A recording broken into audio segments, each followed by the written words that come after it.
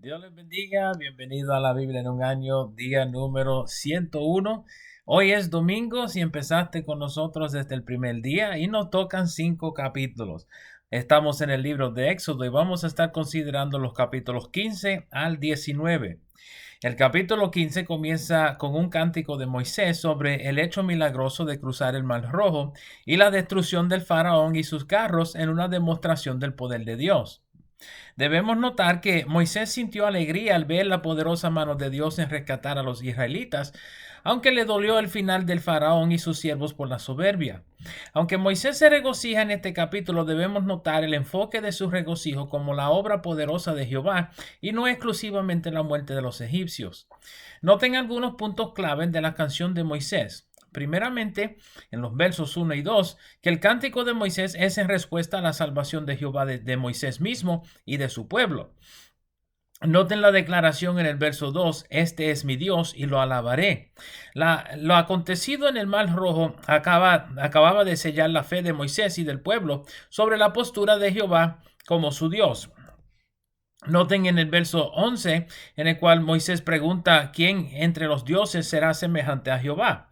Todo el proceso de la liberación de Israel de Egipto, las 10 plagas y la huida de la nación fueron con el motivo de demostrar la superioridad de Jehová sobre los supuestos dioses de Egipto. Noten en el verso 13 que Moisés se refiere al hecho del cruce del mar como la redención de Israel. El verso 13 es indicativo del proceso de la salvación aún en Cristo Jesús. La misericordia de Dios fue manifestada sobre su pueblo. El pueblo fue redimido de su oprobio y el poder de Dios lo dirigía hacia su santa morada. Este es un resumen del Evangelio en el libro del Éxodo. Noten la mención de Edom y Moab en el verso 15, recordando que Edom era la descendencia de Esaú y que Moab era la descendencia de Lot. Ambos se convertirían en enemigos de Israel y al tiempo del Éxodo ya era conocido que estos pueblos serían obstáculo a la tierra prometida. Luego del cántico de Moisés, su hermana María canta con panderos y las doncellas del pueblo se unen a ella. Aunque su cántico es breve, deben notar la mención de María como profetisa. Esto es una declaración importante al entendimiento del lugar de María en la historia de la redención de Israel. Moisés no hubiese estado vivo sin el esfuerzo de su hermana María durante su infancia. María parece ser la mayor de los 3 hermanos y su cántico celebra que el mandato del faraón de tirar los varones de Israel al río había sido reversado con el mar cerrándose por encima del faraón y sus hombres de a caballo.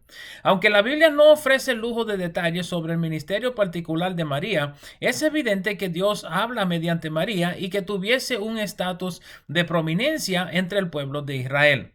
El capítulo termina con el episodio de las aguas de Mara. Habiendo viajado por el desierto por 3 días, no hallaron agua hasta llegar a Mara. Mara significa amargura y fue puesto por nombre luego de probar las aguas. Pero las aguas de Mara eran amargas y no se podían tomar. En este instante las aguas eran una reflexión de la condición espiritual del pueblo, quienes de inmediato comienzan a murmurar contra Moisés. Jehová le muestra un árbol cual lanza el agua y las aguas endulzan. Aunque esto parece ser un evento milagroso, puede que sea una revelación importante para Moisés y el pueblo. Hoy en día se utiliza un árbol llamado Moringa oleifera en regiones del Sudán para aclarar aguas en África para el consumo humano. El proceso de la purificación toma de 1 a 2 horas y ha sido probado en áreas del Nilo en Egipto y en otras partes del África. Que Jehová le indicara a Moisés que este árbol tuviera propiedades de sanidad es en sí un milagro de revelación. Noten la referencia en el verso 26 a Jehová Rafa o Jehová nuestro sanador. El capítulo 16 comienza con la indicación del tiempo cual llevaba a Israel andando por el desierto de Sin. Noten que los eventos de este capítulo suceden luego del día 15 del segundo mes. Recuerden que la Pascua sucedió entre el 10 y el 14 del primer mes. Esto es importante por cuanto el viaje de Egipto a Canaán era de unos 11 días. Recuerden la historia de los hijos de Jacob. Hubiésemos ido y regresado 2 veces cuando estudiamos el libro de Génesis, notamos que eso sería más o menos un viaje de 20 días, ida y vuelta. Luego de la murmuración del pueblo, Jehová le indica a Moisés que les hará provisión de carne y pan. Sin embargo, debemos notar las palabras del verso 4, cuales indican que la provisión del maná sería una prueba de la fidelidad del pueblo a Jehová. Noten la referencia a la ley, aunque el pueblo aún no había recibido la ley como tal. No obstante, el mandato de Jehová sobre la colección del maná vendría a servir como ley en lo que el pueblo recibía los mandamientos en el monte Sinaí. Esa misma noche el pueblo había de comer carne en forma de codornices por haber murmurado contra Moisés en cuanto al menú del desierto.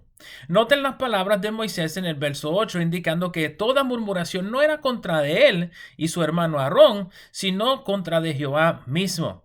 Los codornices llegan esa misma noche y el maná llega la mañana siguiente. Maná significa que es, y es nombrado por la cuestión de los hebreos al experimentar la provisión del maná por primera vez en el verso 15. El verso 20 indica de nuevo la condición espiritual del pueblo, siendo que no obedecieron el mandato de Moisés de recoger solo lo necesario para un día a la vez, con la excepción del sexto día, en el cual habían de recoger para 2 días, guardando el sábado. Esto es significante también, ya que el sábado es incluido en la ley, cual aún no habían recibido. De todos modos, el pueblo de Israel comienza a practicar el sábado desde su comienzo como nación en el desierto. Noten en el verso 33 la excepción del cofre de maná, guardada más adelante en el arca del testimonio para las generaciones futuras. El maná en el arca no había de aguzanar ni hedería. Y esto sucede mucho luego de los eventos del capítulo 16. El capítulo 17 contiene la provisión milagrosa de agua en un lugar cual viene a ser llamado Masá y Meriba.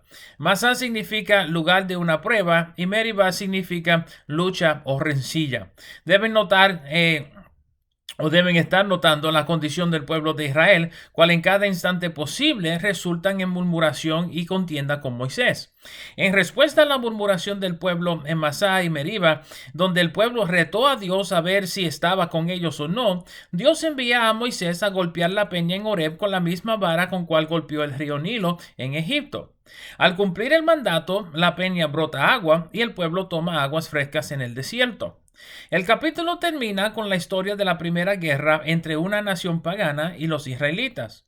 Unos 37 días luego de su partida de Egipto, Israel se encuentra siendo retado por las fuerzas militares de Amalek en un pueblo llamado Refidim. Viendo el reto de Amalek, Moisés le indica a Josué que había de tomar de los hombres de Israel y salir a hacerle frente a Amalek.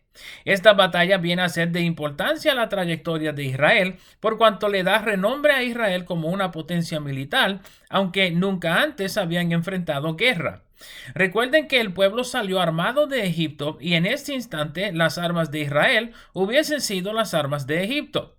Las espadas de Egipto tenían un arco en la punta, cual los distinguía entre las armas de la región y típicamente eran de bronce. La espada de Goliat es pensada haber sido de Egipto. Durante esta batalla, Moisés se queda sobre un monte mirando el campo de batalla, alzando sus manos sobre su pueblo. Mientras que sus manos estuvieran alzadas, Israel ganaba la batalla. Cuando se les bajaban, Amalek avanzaba contra Israel. Aarón y Hur le ponen una piedra sobre la cual puede sentarse y les ayudan a sostener sus manos en el aire. Esto sucede todo el día hasta la noche, en la cual Israel obtiene la victoria sobre Amalek. Noten en el verso 14 que Amalek sería juzgado perpetuamente por su mal contra Israel en el desierto. Noten en el verso 15 en el cual Moisés llama el altar Jehová Nisi, cual significa Jehová es mi bandera. Amalek volverá a ser estorbo y Dios intentará acabar con Amalek en los días de Saúl, pero este será desobediente al mandato de Jehová. El capítulo 18 contiene la visita de Jetro a Moisés, acompañado de Séfora, la esposa de Moisés, y sus 2 hijos. Noten que el primer hijo de Moisés es llamado Gersón, significando forastero, por cuanto Moisés era extranjero en Madián. El segundo es llamado Eliezer, significando Dios es mi ayuda. Noten en los versos 10 al 12 que al escuchar las historias de Moisés en cuanto a la milagrosa liberación del pueblo de Egipto, el cruce del Mar Rojo y la batalla contra Amalek, Jetro afirma a Jehová como soberano sobre los dioses, ofreciéndole holocaustos y sacrificios. Todos los ancianos de Israel, probablemente las cabezas de las tribus de Israel, cenan con Moisés y Jetro. El resto del capítulo trata acerca del consejo de Jetro a Moisés en cuanto al juicio del pueblo. Jetro nota que Moisés toma todo el día juzgando el pueblo desde la mañana hasta la tarde. Esto es de preocupación a Jetro, quien le sugiere a Moisés que eligiera a hombres sabios para juzgar al pueblo en casos menores y que se reservara para los asuntos difíciles de juzgar. Al hacer esto, Moisés no estaría agobiado por los asuntos de todo el pueblo y aliviaría la carga de Moisés. Noten las palabras de Jetro en el verso 23. Jetro no esperaba que Moisés tomara sus sugerencias sin primero consultar con Jehová. El verso 24 indica que Moisés escuchó la voz de su suegro. La estructura del sistema implementado era con capitanes de 10 y luego de 50, de 100 y de 1000. Este modelo de liderazgo se ha promulgado como delegación y sigue siendo un modelo útil para el liderazgo en tiempos modernos. El capítulo 19 relata la historia del primer encuentro del pueblo con Dios. También es la introducción de la experiencia de Moisés sobre el monte Sinaí en preparativos para la recepción de la ley el siguiente día. Noten las palabras de Jehová en los versos 5 y 6 en cuanto al pueblo de Israel. Israel sería especial sobre la tierra y formarían un reino de sacerdotes y gente santa. Estas mismas palabras son dirigidas a la iglesia por el apóstol Pedro en su primera epístola, en primera de Pedro capítulo 2:9. Jehová le indica a Moisés lo que habría de pasar sobre el monte en la manifestación de su presencia sobre el Sinaí. Ninguno de los del pueblo habían de acercarse demasiado al monte o serían muertos a apedreadas o asediados. Esto por la santidad de la presencia de Dios. El pueblo se había de preparar por días antes del encuentro del monte, y si se acercaran demasiado al monte, Jehová haría estrago entre ellos mismos, indicando que morirían muchos de ellos si no obedecían el mandato. La manifestación de Dios sobre el monte es semejante a lo acontecido durante una erupción volcánica, con la excepción de la lava. Hay fuego, humo, truenos, relámpagos y el sonar como de bocinas. Esta manifestación es interesantemente peculiar porque cae precisamente 50 días luego de la Pascua, o sea, en lo que vendría a ser conocido y celebrado como la fiesta de Pentecostés. En el Nuevo Testamento, en Hechos capítulo 2, el Espíritu Santo de Dios desciende sobre los 120 en el aposento alto, precisamente en el día de Pentecostés. Noten que Moisés y Aarón son llamados a subir al monte, pero que el pueblo había de quedarse al pie del monte, detrás de un límite establecido. Esto sería en preparación para la recepción de la ley, cual vamos a cubrir en el próximo capítulo mañana. Espero este video les sea de provecho. Nos veremos por estas partes mañana. Dios me los bendiga. Dios les guarde.